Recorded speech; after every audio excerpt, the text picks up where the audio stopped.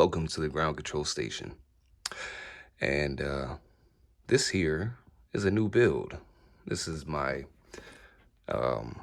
straight 4-pill amp made by a radio operator named Ranger 1 in Virginia. Okay, so this guy doesn't have a website. He's not doing big projects, but he is building for his friends and his locals. Okay, so I had another friend who was bought a couple amps from Ranger 1. Okay, and I was allowed to check them out and look at them and so forth. And awesome builds, man. Awesome builds. Okay, there's nothing wrong with this man's work. I actually tip my hat to you, Ranger 1. Now, I don't know him personally, but I talk to Ranger 1 on the radio here and there all the time. Like I say, Northern Virginia is very close to where I am. So is Washington, D.C. It's all within a 25-minute drive. But what I'm going to do, since I've been using this box for a while, okay, and I love it, man. I do. Hats off to you, brother. But like most things, I gotta customize it. I gotta do a little upgrades. Hey, it is what it is. This is what it's all about, guys. And yeah, man. So what we're gonna do is we're gonna get the lids off of this thing, man. We're gonna show the inside. We're gonna show Ranger 1's work. Okay. We'll discuss a little bit what I'm gonna do to it. And I'm also gonna customize the outside. So this thing is gonna get painted. It's gonna have decals on it. Right now it's just a regular cooling fan in it. We're gonna drop probably a blue LED fan in it and stuff like that. But yeah. Yes, sir. Not a bad build whatsoever. So let's get these lids off, brothers. All right, this is my AB biased high drive 4-pill built by Ranger 1 in Virginia. I tip my hat to you, sir. I'm impressed. Very clean build. Now, as far as the technical side in me, of course I'm going to get into something and upgrade things that I think should be upgraded. Okay? In no way, shape, or form is this a recorrection or rework video. This 4-pill does its nasty. I mean, it does its job, whether it's AM or single sideband. Okay? I'm getting about 725 peak out of it, and I'm not even driving it hard. I'm using the low drive settings of my radio. So we're driving this thing very, very easy, man. Considering that I'm customizing the outside, okay? We cleaned up off the labels and stuff like that. We're going to be upgrading LEDs and so forth. I also want to talk about carbon film resistors, okay?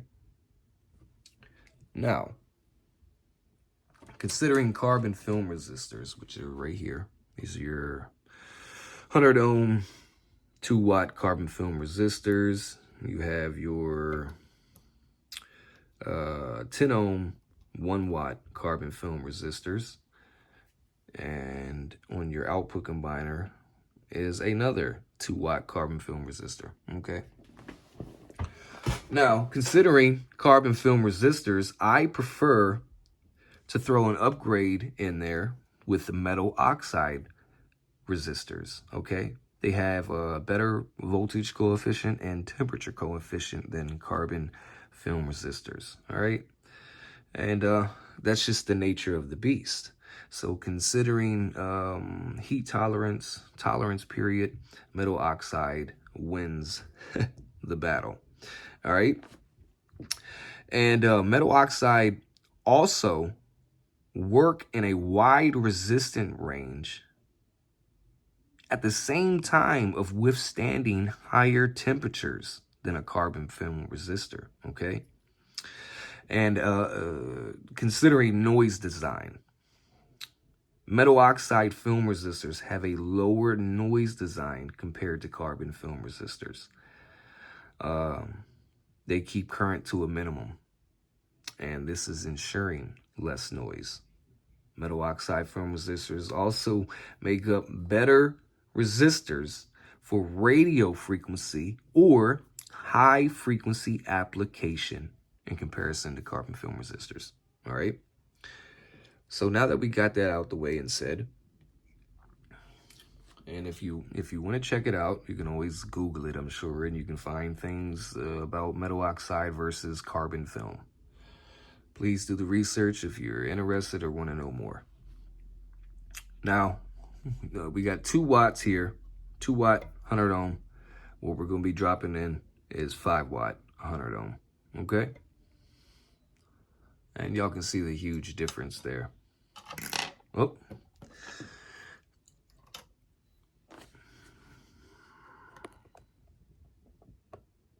Huge difference there. Okay? Now, these are your flyback resistors right here in line with your ceramic disc capacitor. Of course, the transistors are here creating heat. A lot of it gets dissipated downward onto the heat sink, but of course your fan is here, okay? And these resistors on your output combiner and input, okay, they can get really hot, especially your flyback resistors here. They can get really hot. It's just the nature of the beast. So inevitably, we're going to make things cooler in the chassis. We're going to make things that much more efficient in here, component-wise, by changing out your metal oxide resistors, all right? Or, changing out carbon film resistors for the metal oxide resistors, all right? And plus, we're upgrading the wattage, too. So this is 2 watt. This is being upgraded to 5. That'll be upgraded to 5. And your 1 watt 10 ohms are going to be upgraded to 2. Okay, 2 watts. So, I mean, it is what it is. So, instead of your 1 watter being that small, they're going to be just a little bit bigger. Don't worry, the amp is disconnected. There's no power to it, and all the caps are drained. So I can lay components in here like this. But yeah, we're just going to upgrade this thing, man, and get all these carbon film resistors out of here. Let's put that back. And we'll put my other resistor back. Okay, so now, as in your ferrite and wrap here, okay? You want the length of this wire from DC transformer back down, okay? Usually it's back down to ground, but we have AB bias and single sideband delay on here, okay? So it's going to be installed a little different than a straight up Class C amplifier. You want to keep your wraps as tight as possible, okay? You don't want this thing moving like that. All right, you want your wraps as tight as possible, and you also want your wire length through the ferrite from this point to that point on the DC transformer. You want the wire length as short as possible. Okay, so all I'm going to do is wrap this 4 times and trim out some of the excess length. It kind of goes the same for any type of circuit or wire within the amplifier. If I can get this wire up a little bit. You always want it as short as possible, but I know sometimes you got to route around things, and you know, while you're building, you don't have time to sit there and trim every piece of wire to make it reaches or bridge the connection, but yet be short as possible as well. I get it. Absolutely. Okay. Another thing is that Ranger One has used all Teflon wire in here, which is a huge plus. Okay. Teflon wire has a high heat resistance. Okay. It's not going to catch on fire. It's, you know, You know, like I say, it's not going to melt. Trust me, everything has a melting or flammable degree level, okay? So everything can be destroyed at a certain point, okay? But Teflon, considering, you know, you're laying wires down on copper boards and the copper board gets hot and yada, yada, yada, yeah, you're going to want Teflon. Another thing is with your DC capacitance here, you always want these legs as short as possible as well. And I know it's a pain in the butt standing up electrolytic capacitors in here because we have to worry about the roof, okay, the ceiling of the amp, and plus the fan drops down, you know, an inch below that. So we always got to keep in mind, you know, you can actually do, what do they call it again? Axial models where all your legs come from the side, okay? So you can actually lay those down. That's what it's designed for, to be laid down like this. These are really stand upright components. But you just want to keep your legs as short as possible. If I can, I'm probably going to put another standalone cap here and one here and one back here and one here. So we're probably going to upgrade that as well. All right. Now, considering your internal feed line from connector to relay, you always want these as short as possible. As short as possible, okay? Like I say, I know you come into things like that during builds, you know, every builder does. Absolutely. But, you know, all I'm going to do is just desolder this from the connector. We'll trim it up a little bit and see if we can't lose some of that line there, all right? Like I say, man, when it comes to bridging things, circuits, you always want to keep jumpers, bridges, you know, your circuit as short as possible, you know. Like I say, the longer the length, the more heat dissipation can happen, the more loss can happen, and so forth. All right. So basically, this is just, man, just a little breeze through, man, of a really nice, fully functional, badass amplifier that I'm just going to be doing a few upgrades to. No big deal. Okay.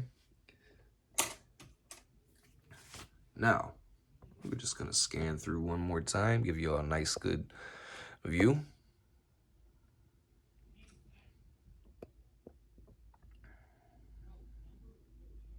And I can't remember if I talked about the metal halides here. Metal halide caps. 1,000 puff each. That is the best way to mount them, I swear. Instead of, you know, flat facing towards the DC transformer. This is a much easier way for builders to mount those things, man. So kudos to you. Very clean work. He didn't go crazy with the flux, didn't go crazy with the solder. No solder goops, no solder gumps, no chicken poop. And it's a decent build. I've used this thing for a couple months now, man, and I love it. I love it. Absolutely. All right, guys. Well, we're going to get back to it. Okay. We're going to get our work done to it. We're going to get this thing customized. All right. So hold on to something. We'll be back. All right, guys. Here's the parts change out. Anything that needed to be trimmed up or upgraded. Fan, old one. Ferrite wraps, caps, 100 ohm carbon film, 10 ohm carbon film, nicknamed 10 ohm smokers. These are actually your flybacks, LEDs and resistors, okay? And try not to get the body in the shot right now because I'm not ready to show the paint scheme and decal scheme. We upgraded it to a blue LED fan, and I really like this model too because it has these rubber feet on both sides. It helps with pressure for when you put your nut and bolt through. Helps with pressure, okay? So it'll keep this plastic from cracking when you get that fan nice and tight for the chassis. And also the rubber feet here, man, they help with any type of vibration noise in between the fan and the chassis, okay? So let's jump to there because I don't want to show the body just yet. All right. So what we did from power bus to switch is we upgraded and wrapped that 3 times. We also changed out your my fan cables here as well. And we wrapped that with a ferrite twice. Okay. Also, we upgraded your ferrite wire here, and we wrapped it 4 times. 1, 2, 3, 4 instead of 3. Okay. Now, that is solid strand conductor, center conductor. Okay. And everything that I pulled out of here was stranded wire. So not too much of an upgrade, but just a little bit bigger wire. Teflon coated, of course. Okay.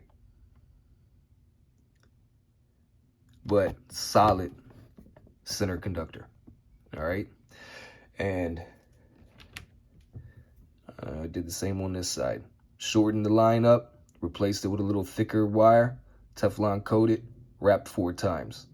Changed your biasing resistors out from carbon film to metal oxide. And just because they're floating there and there's going to be a fan cable and, you know, and stuff like that floating around, I put some heat shrink over them. Okay. So if anything ever pushes this down or anything like that, it won't arc, interact with anything, whether it be ground or hot. Okay. Doesn't matter which circuit. We changed out your SSB relay lead here, okay, and changed out this lead here as well. All we did was shorten it up, same wire as we put here, okay, solid center conductor, Teflon coated. All right, now let's back out just a little bit. I changed out all the flyback resistors, okay, 100 ohm flyback resistors. You had carbon film in here, 2 watts. I put in metal oxide, 5 watts. As for your 10 ohm smokers, we also upgraded them as well. Metal oxide, 2 watts. All metal oxide in here now. All right. Now, as for your output combiner, I dropped in 100 ohm, 5 watt metal oxide resistor. We also upgraded the caps. We didn't have enough room to put another one back here, and we didn't have enough room to put another one back here, but it's going to be a-okay. No worries about it, man. I just wanted to shorten up those legs. Put something new in there, so it is what it is. We also came in through the back, and we shortened up your internal feed line to relay and output as well. Okay, output from relay. You want those as short as possible, so I shortened mine up, and it's a solid center conductor with Teflon coating. Okay. Also, from single sideband relay to your main relay, we also upgraded that power cord too.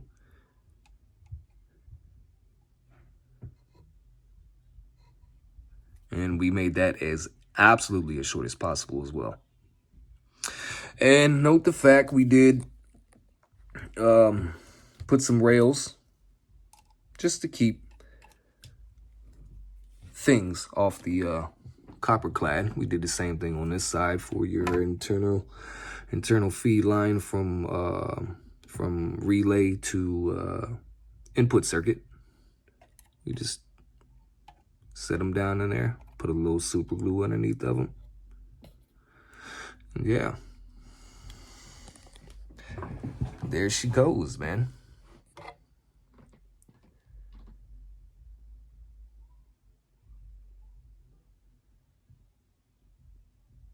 Huge, huge difference. Great build, Ranger. And I had fun upgrading this thing, man, for myself. Also, we dropped in a blue LED and a slow color changing LED. And if you look closely, on each hot lead to the LED, there's a ferrite, okay? Small ferrite jumper. Look closely again to the slow color changing LED and another ferrite. All right, so keeping these shorter, wrapping them 4 times instead of 3. You know, wrapping your fan ferrite on your LEDs. We're gonna keep things interference mixing around with one another, because you know fans, LEDs, you know, they do odd things, man. Considering you know, RF interference, you know, line noise, DC noise, stuff like that. So we want this thing as clean as possible, man. So yeah, we just took a little more time and added some ferrites there. And of course, your resistors for each LED is actually installed up here. Okay, you actually had them down here, but no, you know, no big deal, man. But yeah, I tidied it up just a little bit, upgraded it just a little bit. I had fun, man. It's a really good, awesome amplifier, man. All right, guys. So, you done seen the upgrades. We chit-chatted about it for a little bit. Now, let's get everything on. All right, let's get that fan mounted. Let's get the chassis lid on top. Let's get this thing wired up for power and hooked up to the dummy load and on my meter. All right, guys? Hold on to something. We'll be back. All right, man. And we're back.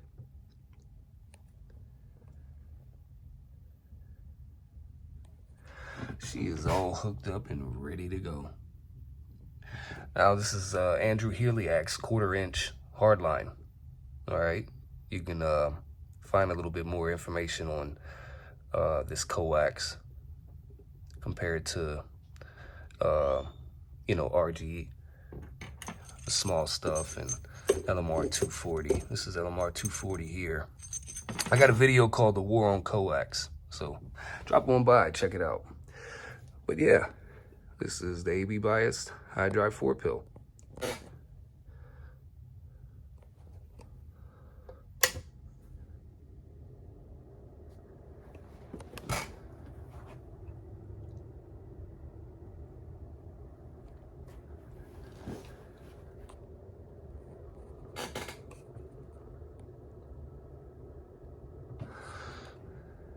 And your single sideband delay. It's got a slow color changing LED.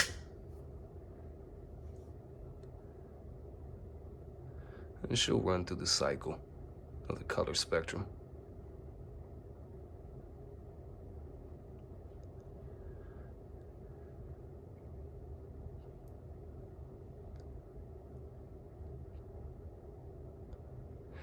Now, what we're gonna do is we're just gonna hit this,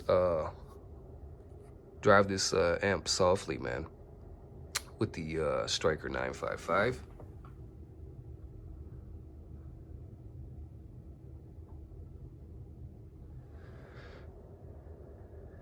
Yeah, it came out pretty good, man. Step back and give a little bit better of a view there. I think it came out really good, man.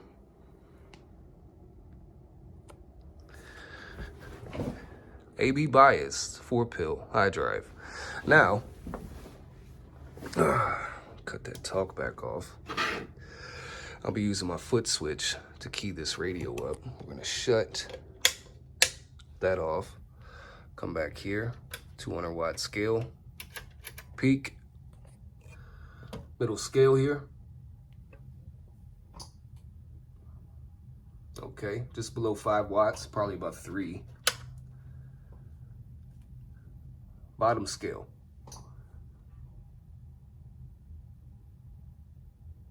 All right, just about 3 watts from the radio. Peak. Let's go ahead and modulate. Audio check. Audio check. 1 2 1 2 1 2. Audio. All right, so about 50 watts peak. That's all we'll be running into this box, man. All right, so let's switch that to 2 kW. And peak is still enabled. We'll come back, cut that on. So 3 watts, which is pretty much low driving this amplifier. All right, back to top scale. Audio. Audio. Audio.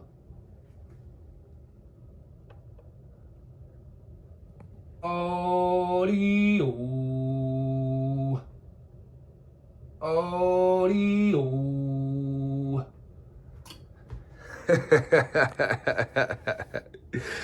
That thing is stroking. Yeah, man. Low drive, AB bias, 4-pill. All right. 50 watts peak from the radio driving this thing, man. And we get over 500 watts peak. Now, trust me, if I drive it harder, okay, you'll probably see about 950 to 1 kW. And that's, you know, forward modulating power. You know, probably like a 250, 300, 325 dead key. But yeah, this radio is set up to run low drive amplifiers. My 655 is actually the one that's really tuned to drive high drive amplifiers. So this thing's doing probably about close to 85 watts peak. So inevitably she would push the 4-pill AB bias just a little bit harder. All right, and just cut everything back on. And now we'll go to lower sideband. We're on a 1500 watt dummy load, guys.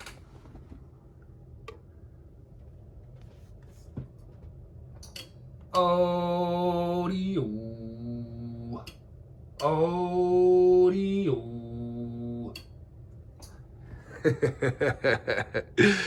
about 700 right there on sideband, man. No doubt about it. Yep. She came out to be pretty damn cool, man. No doubt about it.